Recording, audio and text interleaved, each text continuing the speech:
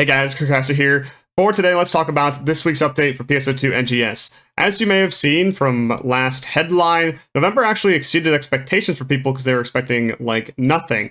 So actually good stuff happening, but this first week there isn't as much going on as the later of the month, but there is still some things. First off, there is a new rank for the Retem Alnothe combat sector that adds Starless and has level 80 enemies inside. This is a much better farm than the Maquad lower level area. So if you want to get more gains with like the seasonal points for the current Halloween event, or just get more Meseta and drops, this will be the place to be. From what I've seen, the drops are pretty much exactly the same. You can get Decay weapons in here, Red Sovereigns, Gold Prim 2s, Arms Refiners, all those kinds of materials. The only difference is that Alno can drop in here for high Red Sovereign, and Maquad lower level can have the Maquad notes that you need for the same exact thing. So if you need to try to get both of those, then you can farm those two areas, or you can just purchase like the Maquad notes from somebody else in the player market. Honestly though, if you are strictly going for Meseta, I would still do the lower ranks, like the level 60 or level 40 ones, because you can kill the enemies way faster there, and the Starless don't spawn, which means less high health enemies as well. And for this, it's mainly just going for the raw Meseta per kill, which the per kill Meseta doesn't really change from rank to rank too much.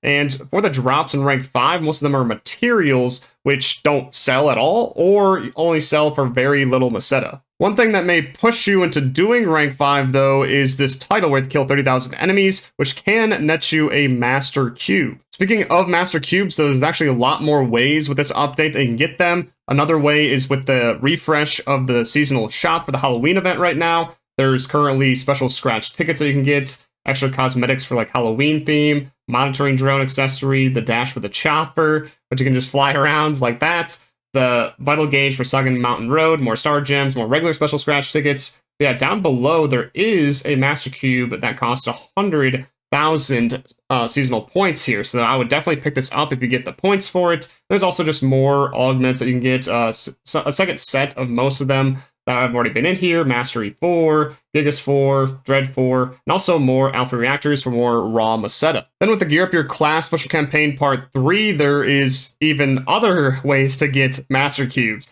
The first is just by logging into the game, and then if you go to your system menu, you can actually claim it in the Get Campaigns items, account, and then right here, you can get a Master Cube just for free by logging into the game for the duration of the month. So that is very nice, just get that straight up. But also with the campaign, there's different boosts in the item lab for all weapons, enhancement plus 20% and augmentation success rate plus 5%. So if you are upgrading, you definitely want to take advantage of that. But also with this, if you do things for Braver, Bouncer, Waker, and Slayer, you can get these different plates by leveling them up. There's a whole bunch of limited time tasks in the task menu that detail these out and give you different rewards and weapons and whatnot. You just got to play them, get kills, that kind of thing. But if you do all of the classes by, leveling them up for these plates, getting level 60, you can get another Master Cube and 4 Beta Reactors and 120 Star Gems, which that is actually pretty good of a reward, I would say. For this next thing, it's actually pretty huge.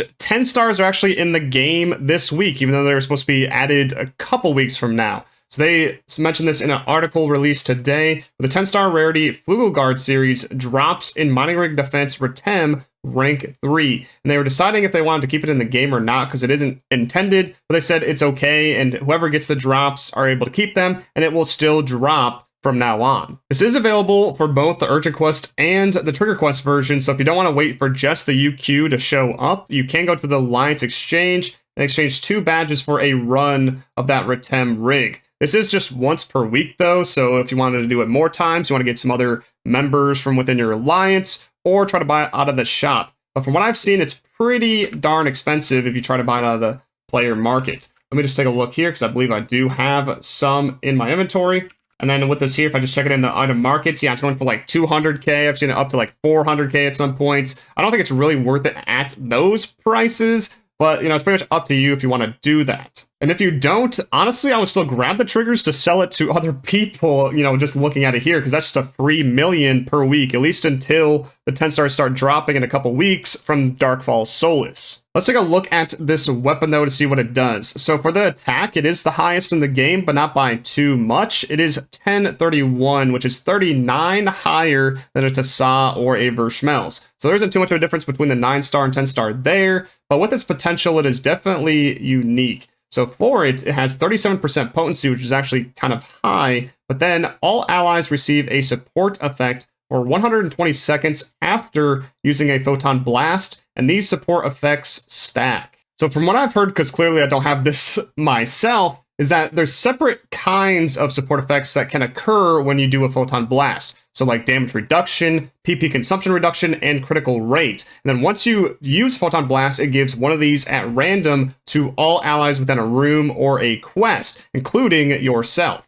I think if multiple people have this weapon, or if you're able to have a Photon Blast occur more often than 120 seconds, like in a PSE burst, then maybe you can get all three effects at once. I don't think a single effect can stack multiple times, giving you more and more crit rate or something like that, because that would be ridiculous. But I don't know all of the details because not many people have this thing, and it wasn't even supposed to be out yet this week. But as more people get this throughout the few weeks, we should get more on it, and I'll let you guys know in a future video specifically for this weapon. Without a doubt, though, this is the best weapon that we have in the game right now with the highest attack power, albeit just a little bit higher than 9 stars, and then a pretty good potential with a very high potency, basically on par, a little bit higher than the Tassa weapon potentials, and the support effect is just great for group content. I wouldn't say this is worth 200 million, considering how Tassas have been getting cheaper and cheaper, about like 15 mil now on Ship 3, because it's so close in terms of its DPS. And I would say you could find a fix a Tassa in the shop for cheaper than this. It's going to end up doing more DPS for you. And because of the potential RNG nature of the support effects, it's just going to be not that great in terms of consistency. We're trying to go for speed running. As always, this is just going to be up to you if you want to use it or try to sell it if you want to try to go for it in the first place. Let's go move on to the rest of the update. For the Alliance Mag boost, decreasing like the Decay thing once per day, it is now changed to once per week, which is an amazing change to help us not have to get as many Alliance points. It can use it for other things like the Mag color change and that extra Alliance space. That's very nice. And thankfully, no more 5 pieces of mail every single day. That's the main change here in the system updates. For campaigns, though, there's some more beyond the Gear Up Your Class campaign. There's this item enhancement support one, which gives more drops to previous combat zones. This campaign is only available for this week and gives additional drops for bosses in these sectors.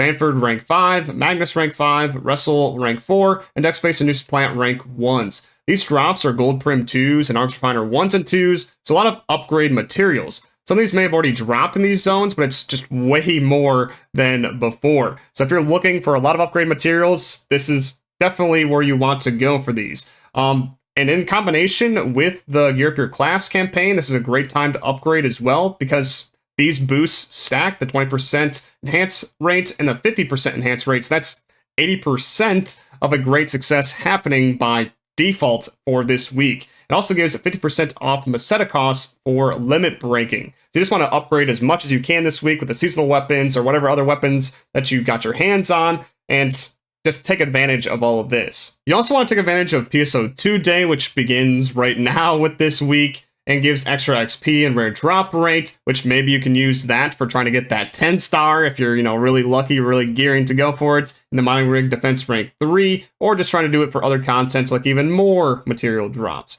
But yeah, that's available right now. You can get some other bonus rewards from logging in. Another login gift for this week is the Phantasy Star Remix number 4, which gives you another music disc, the Eternal Encore Remix, and then a poster build part based off of it.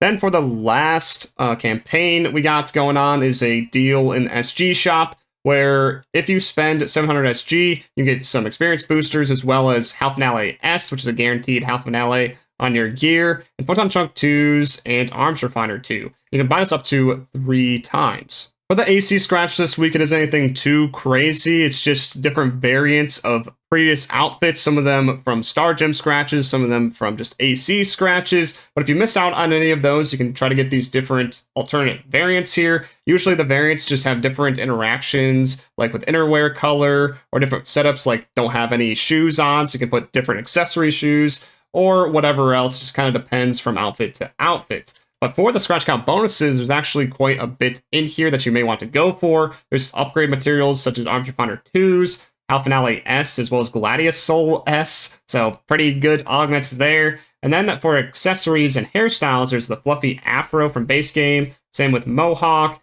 as well as the wagging tail. But then there's a fan favorite from NGS, the Rappy sneakers, which you may want to pick up. But the last thing that I want to touch on today, it is the implementation of the Wellbia anti-malware tool for the PC version. So this got added to the Windows and Epic version already for the first, but then later this week it will be added to the Steam version. I haven't heard too much on this yet. I heard that there was some issues, so like having a pop-up that if you just ignore is fine, but if you click on the OK button, then it closes the game for whatever reason, and some other weird interactions. But for the most part, it seems everything is okay. Like, for instance, I heard that reshade can work. You just need to change the .exe that it's targeting or whatever. And then maybe like VPNs are working, whatever. But I don't think too many people are on the Windows or the Epic version. Definitely more people are on the Steam version. So we don't have too much of a sample size here to really tell the impact of this. I think a lot of people are also using this